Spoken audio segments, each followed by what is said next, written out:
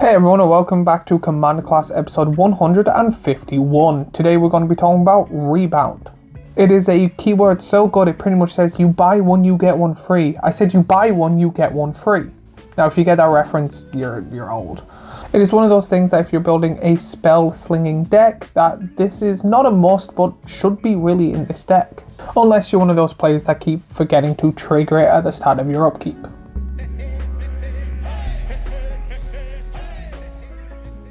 When it comes to this, Rebound only works on instant on sorceries. So there is going to be no commanders in this video. Pretty much it's when you cast it, you then pretty much put it on top of your library and the start of your next upkeep, you get to cast it again for free. The only time this doesn't work is if someone counters it or if someone annihilates you from the first time you cast it to the free one.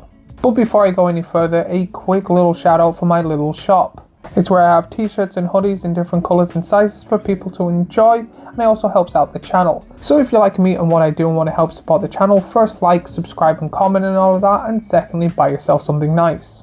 So how does Rebound work? Rebound. If you cast this spell from your hand, exile it as it resolves. At the beginning of your next upkeep, you may cast this card from exile without paying its mana cost. This is a really cool ability and really powerful in pretty much any deck, but in mainly spell slinging decks. These are very powerful cards because you get them twice for the price of once. These cards work very well with other casting trigger cards, magecraft cards, prowess, and cards that care about spells cast this turn. However, the downside is if it gets countered, you don't get the original trigger or the free one. And it also doesn't work if you bring it back from your graveyard, unless you bring it back from your graveyard to your hand and then cast it from your hand. When it comes to this, there's not that many cards that are absolutely broken with this ability, but there are a few good ones, such as Blessed Reincarnation.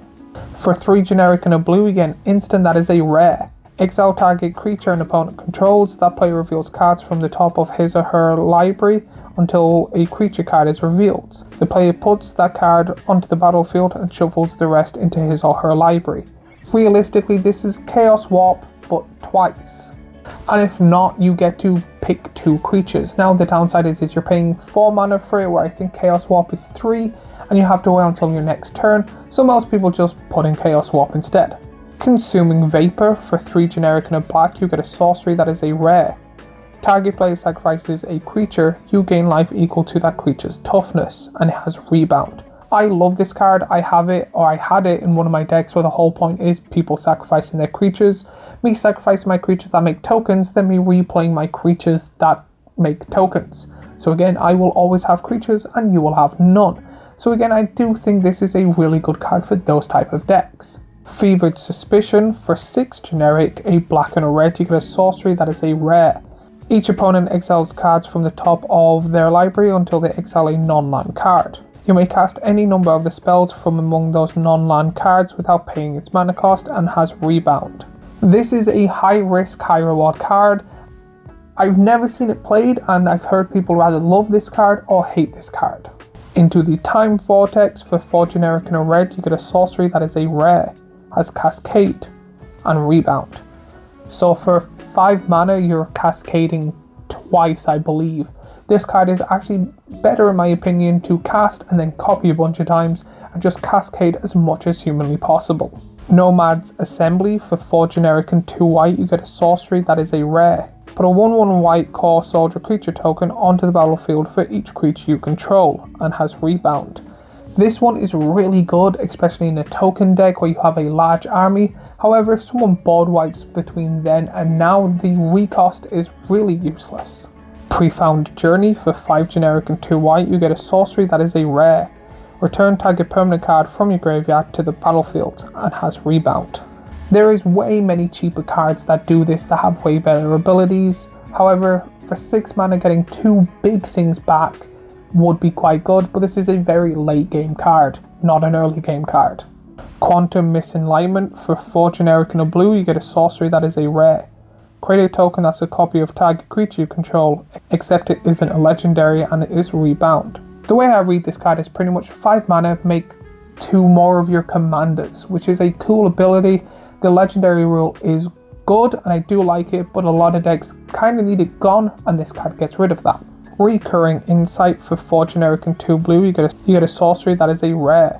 Draw cards equal to the number of cards in target opponent's hand, and that's Rebound. This is only good if you're making your opponents draw a lot and someone has an unlimited hand size, and then you get to get your hand refilled and then get to do it again next turn. However, if they discard their entire hand or something, then it becomes kind of useless. Transpose for 2 generic and a black. You get an instant that is a rare.